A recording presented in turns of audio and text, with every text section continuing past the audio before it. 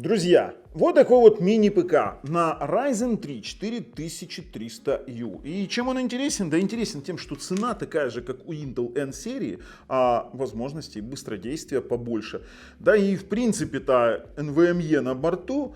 У нас двухканальная память, 2,5 гигабитные порты. Тут уже совсем другой игрок рынка чисто рабочих мини-ПК. Ну не только рабочих.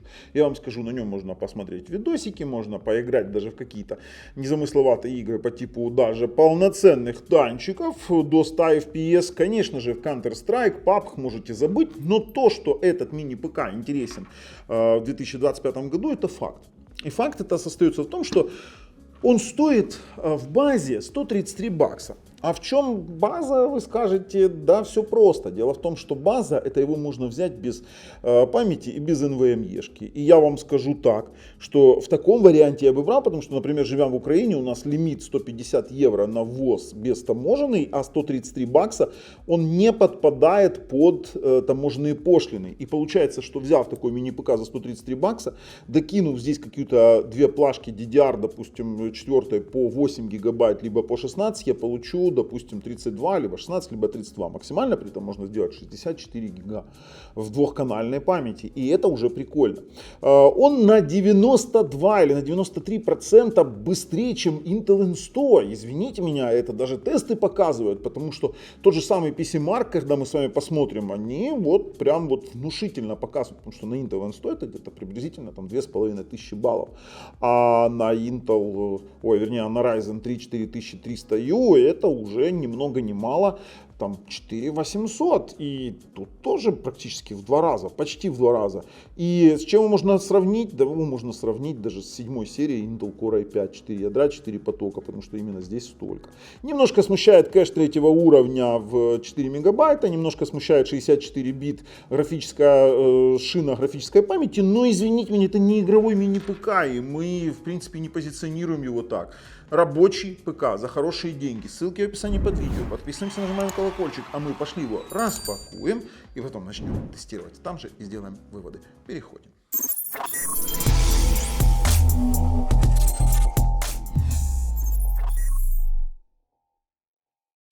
Ну вот он уже разобран. Я его специально начал с разобранного вида, чтобы показать. У нас тут вот такой вот модуль, пожалуйста. Лисичка, приблизь, люди сами посмотрят, какой у нас здесь модуль стоит. Пожалуйста, все, посмотрели. Теперь память у нас, давай. Вот такая вот у нас память, 16 гиговая. Есть два места под память, можно поставить 32 гига.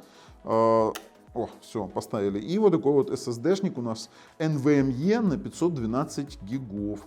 Пожалуйста, тоже. Но он сюда ставится один. То есть улучшать нельзя, но цена вы и так видели, да. То есть настолько демократичная, что уже просто-напросто некуда.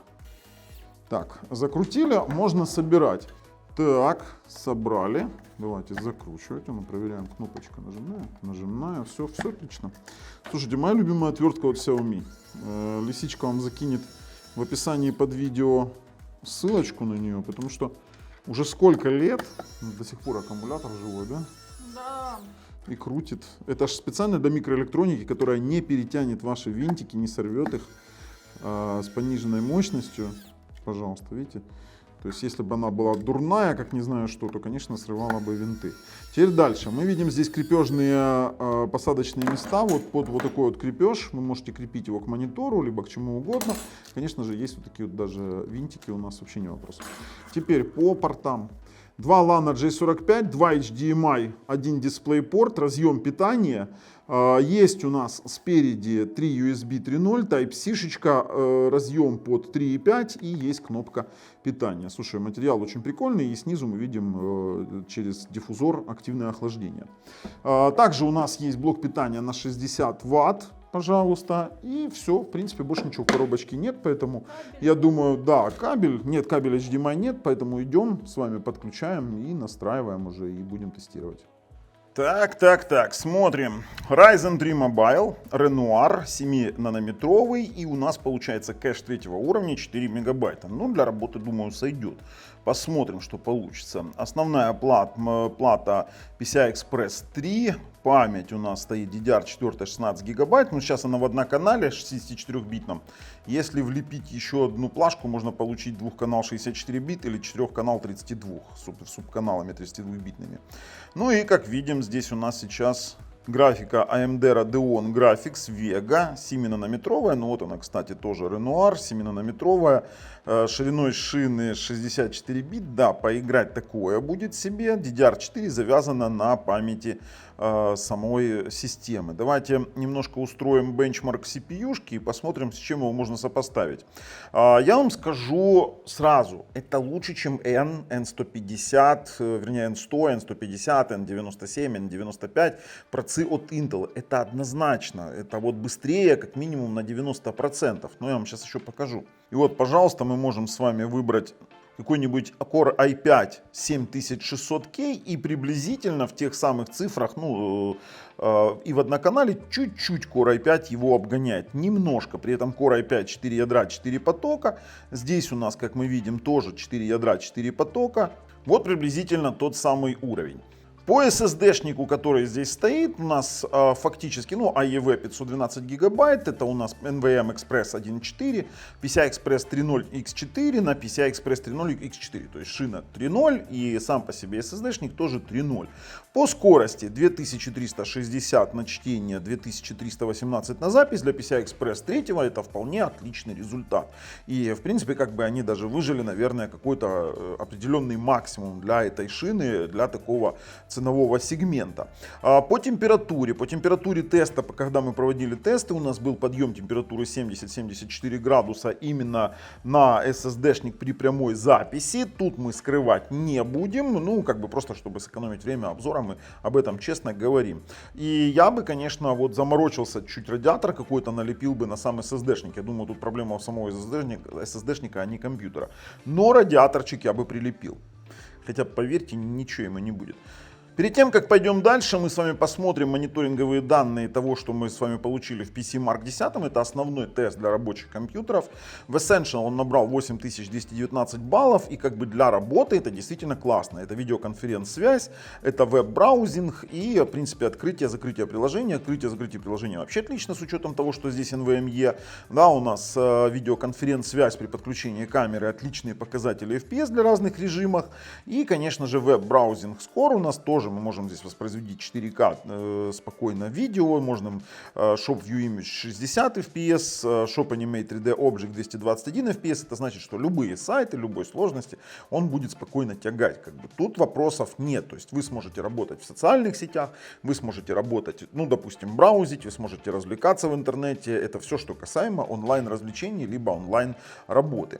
Теперь по работе с таблицами, по работе с документами здесь есть один интересный нюанс. Он намного лучше, чем Intel N100, Intel N50. Вот это вот графа Recalculate Monte Carlo OpenCL 2,7 секунды. Я вам объясню. Дело в том, что на процессорах Intel N серии это занимает от 90 секунд, чтобы вы понимали. Здесь для офисных приложений намного лучше процессор, чем у бюджетных Intel. Это однозначно. По фоторедактированию. Фоторедактирование безупречно. Пожалуйста, 5161 балл, один из классных показателей. Рендеринг, визуализация, даже чего-то можно там по графике порендерить и уже на лету, конечно, редактирование видео в 21 кадр будет некомфортным, и я думаю, что вы здесь встретитесь с фризами. По поводу температур тестирования, GPU температура, CPU температура, у нас получается CPU температура, самая максимальная в рендеринге была 56 градусов. Процессор действительно энергоэффективный, с хорошим тепловым пакетом, он не греется, средняя температура работы 48-52 градуса, давайте здесь посмотрим, тут вот было 59, то есть процессор не греется абсолютно. Максимальные частоты, которых мы достигали, 3787 МГц, 3787, это я вам показываю фактические результаты. GPU температура вообще практически не греется, даже не будем смотреть на эти графики. Тут вопросов тоже не возникло. Сколько же стоит такое чудо, я вам рассказываю. $134, это у нас идет без памяти и SSD. И тут вот немаловажный аспект, потому что вот в принципе за эти деньги вы скажете, можно взять N100 и N95, чего там можно там взять. Но, ребят, на N100 и на N95 вы не сделаете, во-первых, многоканал. Во-вторых, реально в быстродействии N-серия процессоров намного хуже. Я брал вот конкретно вот эту версию за $196.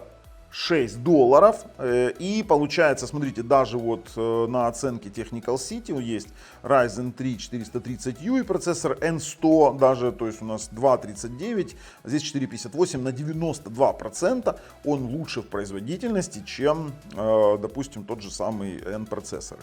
Вы можете хоть выбрать 32 на 1 терабайт, а можете на местном рынке бэушечку взять, DDR4 SSD-шничек, PCI Express 3. Это будет, кстати, более благоразумное вложение денег. И смотрите, что они показывают. 4 ядра, 4, ну, во-первых, 7 нанометров, 3,7 максимальный разгон, мы подтверждаем.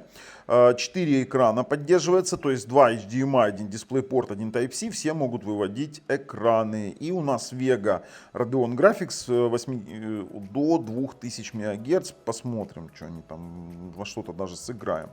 Wi-Fi 6, Dual Cooling, и память у нас DDR2666, максимально поддерживается 32.2, ну 3200 МГц. Максимально 64 гига памяти можно сюда втулить. 2,5 гигабит порт, да ладно, двойной порт, вот это уже интересно, для трейдеров идеально, для трейдеров, для тех, кто работает с графикой, допустим, в фотошопе поработать, для тех, кто работает какие-то, не знаю, да любые программы, ну кроме, конечно же, супер видеомонтажа, я думаю, по видеомонтажу даже не стоит пытаться, не те видеокарты, не те процы. Ну, то, что у нас внутри и на боках мы уже с вами видели, в принципе, ссылка в описании под видео. Переходим дальше на компьютер. И даже вот я, знаете, сначала устанавливал World of Tanks Blitz, потом посмотрел, что они работают как-то экстра прикольно. Я установил полноценные танки. Что вы думаете? Больше 60 FPS, от 60 до 95. Спокойненько полноценные танки на минимальных настройках, на средних где-то 60-70 вы можете играть. То есть полноценные танки спокойно играются на данном мини-ПК. Сейчас подождем, вы посмотрите, тут вопросов нет. Это к тому, что вот если говорить про гейминг на вот этих вот Ryzen 3, тут в принципе даже во что-то поиграть можно. В незатейливое. Мы с вами сегодня еще попробуем некоторые игры, но рассчитывать на то, что вы тут поиграете в PUBG, Counter-Strike и тому подобное, я вообще не стал бы. Вот, ну, совсем не про это этот мини-ПК и совсем не про это этот процессор, эта графика. Тут именно вот это 64 бит, они пропускной способности, они играют очень большую роль в качестве, знаете, такого узкого горлышка бутылки, да, для того, чтобы быстро проходили данные и все работало. Тут уж есть как есть. Ну, смотрите, в любом случае у нас 70, 90, 80 пинг держится отлично, а на средних, сколько я не пробовал, ниже 60 не опускается. Поэтому для танкистов, вот если там поработать, после работы танчик погонять, то в принципе очень даже подходит. Ну, не для профессиональных танкистов, потому что там я знаю, как танкисты сходят с ума. Просто я танкист такой себе, вообще никакой, нифига не танкист. Поэтому тут не про меня, тут не про меня, скажем так, тут про тех, кто любит танки. Сейчас мы пойдем нарвемся, быстро сольемся. Вы можете наблюдать за пингом. А ну попробуем попасть еще в кого-то. Давай, есть, я даже в кого-то попал, да ладно. Давай еще разочек. На, есть. Блин, что я тупо сзади зашел и просто их расстреливаю. Вот это приятно. И тут меня тоже сзади зашли. И сейчас меня будут расстреливать. Что ты сделаешь? Ну, еще разочек. Блин, ну, есть как есть. Так, стартуем 5 ГГц на тест и видим там у нас, грубо говоря, 700-800 мегабит на загрузку. Это очень хороший показатель на самом-то деле. Вот мы сейчас пойдем с вами посмотрим информацию о подключении. Asus 5 ГГц, 149 канал, 1200 мегабит канальная скорость. Ну, в принципе, тут не удивительно, потому что это Realtek 8852BE 80 мегагерцовый. Тут никто другого не ожидал, но результаты для такого бюджетного компа очень даже неплохие. 830 мегабит по Wi-Fi, ну, извините меня, 927 на выгрузку. Давайте включим с вами Wi-Fi 2,4 ГГц, конечно же, проверяем. Опять же, обновим и тестируем. Получаем тоже очень даже пристойный результат. Около 200 мегабит, 160, 170, даже 150 для 2.4 это будет идеально.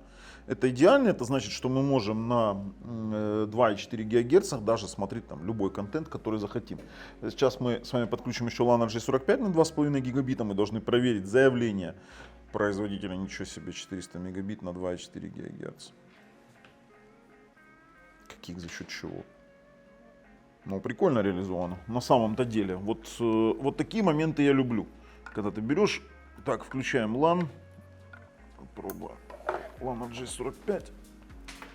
Сейчас ждем подключения, смотрим Connect. Так, он подключился. Давайте смотрим Ethernet. Connect у нас 2,5 гигабита. Сейчас проверим, насколько он 2,5 гигабитный. У наши сервера вытянут 2,5 гигабита спокойно. Он 2,5 вытягивает. Смотрите, какой резвенький, а?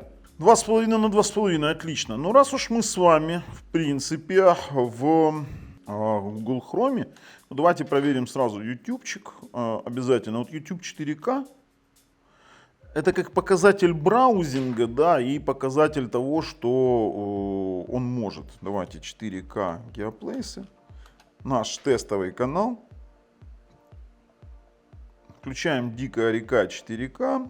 Статистика для сисадминов. Сейчас работает он так, в 720p. И мы должны переключить качество. Давайте, 4К. Сможет он 4К или нет? Будут дропы, а ну. Нет, к сожалению, 4К он не хочет декодить. Мы это должны с вами понимать. Все, я вот специально это показываю по-честному. Так, 2К.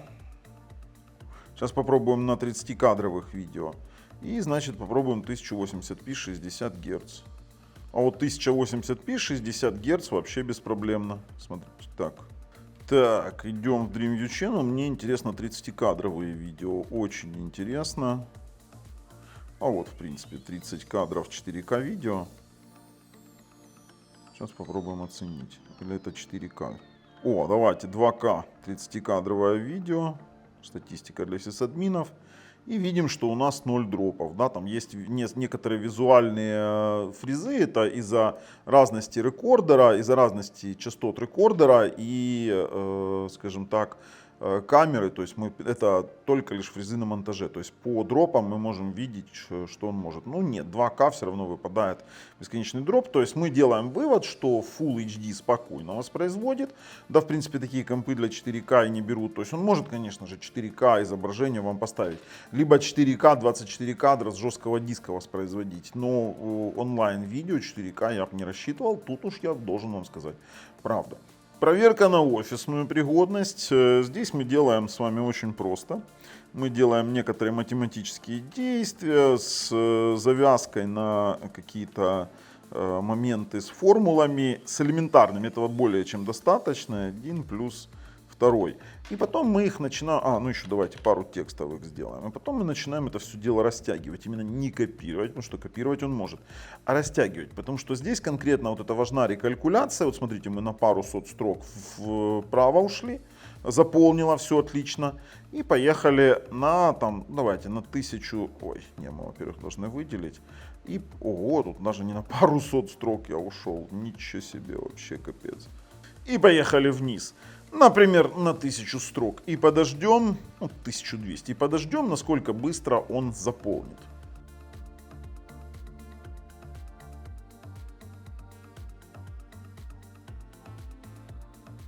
Ну и вот оно скопировало, немножко пришлось подождать, огромный массив данных, я в принципе даже не представляю, как он его скопировал, но это было намного быстрее, он его даже сейчас перемещает с трудом, то есть это нам огромное количество ячеек.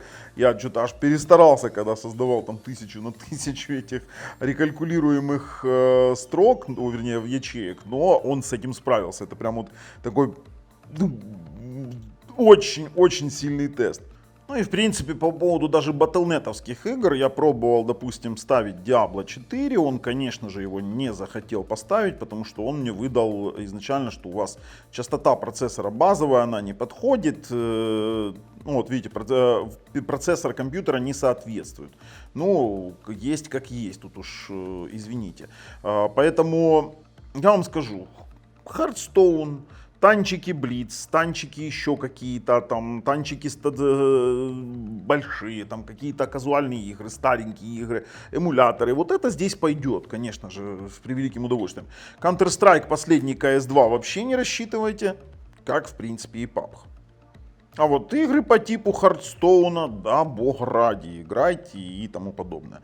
Слушайте, ну я уже готов, в принципе, пойти прорезюмировать данный мини-ПК и уже с вами будем, скажем так, ну сейчас вот запустится игра уже, пускай он там подумает, для того, чтобы вы увидели, что анимашки все прорисовываются.